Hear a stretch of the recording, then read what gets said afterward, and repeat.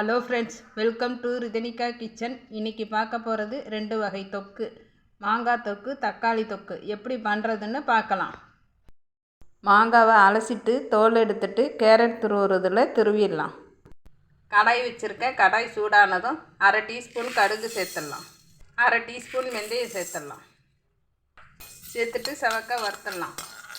வறுத்ததை ஒரு பிளேட்டுக்கு மாற்றிடலாம். அதே கடாயில் கொஞ்சம் நல்லெண்ணெய் ஊற்றிருக்கேன். நல்லெண்ணெய் சூடானதும் ஒரு டீஸ்பூன் கடுகு சேர்த்துடலாம். கடுகு பொரிஞ்சதும் சின்ன துண்டு பெருங்காயம் சேர்த்துடலாம். அடுத்து துருவி வச்சுருக்கேன் மஞ்சத்தூள் கொஞ்சம் சேர்த்துடலாம். தேவையான அளவு உப்பு சேர்த்துடலாம். ஒரு ஸ்பூன் மிளகாத்தூள் சேர்த்துடலாம். கடுகு வெந்தய பொடியை சேர்த்துடலாம். நல்லா எண்ணெய் பிரிஞ்சு வந்துடுச்சு. இப்போது ஸ்டவ்வை ஆஃப் பண்ணிடலாம். அரை கிலோ தக்காளி எடுத்திருக்கேன். இதை அலசிட்டு தொடச்சிட்டு சின்ன சின்னதாக கட் பண்ணிடலாம். கடாயில் கொஞ்சம் எண்ணெய் ஊற்றிருக்கேன். எண்ணெய் சூடானதும் கட் பண்ண தக்காளியை சேர்த்துடலாம். தக்காளியை நல்லா வதக்கிடலாம்.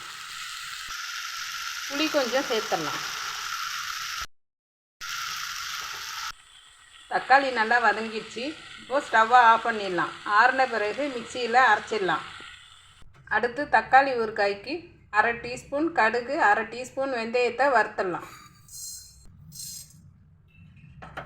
கடுகு வெந்தயம் நல்லா வறுபட்டுடுச்சு. இதை ஒரு பிளேட்டுக்கு மாற்றிடலாம். கடாயில் கொஞ்சம் நல்லெண்ணெய் ஊற்றிருக்கேன். எண்ணெய் சூடானதும் ஒரு ஸ்பூன் கடுகு சேர்த்துடலாம். கடுகு பொரிஞ்சதும் சின்ன துண்டு பெருங்காயம் சேர்த்துடலாம். பூண்டு கொஞ்சம் சேர்த்துடலாம்.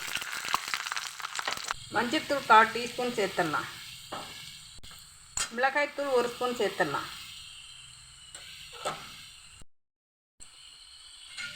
உப்பு கொஞ்சம் சேர்த்துடலாம். அடுத்து அரைச்ச தக்காளியை சேர்த்துடலாம். கடுகு வெந்தய பொடியை சேர்த்துடலாம். தக்காளி தொக்கு நல்லா சுருண்டு வந்துடுச்சு. இப்போது ஸ்டவ்வை ஆஃப் பண்ணிடலாம்.